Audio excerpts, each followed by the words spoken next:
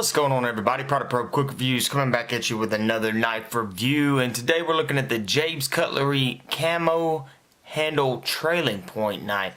It's actually a pretty sharp knife. Right here, as it's closed, you can see you got your finger hole right down here. It's a plastic handle, but it has this camo, I guess, coating on there that makes it super smooth. Right there on it, just a hard, lighter plastic. Single thumb stud right there. Pop it open just like that. Got a nice trailing point blade, sharp tip on it, large belly right there. Right here, again, just your single thumb stud with your Jabe's Cutlery logo right there. Have a liner lock right there in the middle. Use that, close it down. But just a simple camo knife by Jabe's Cutlery. It's a camo pattern.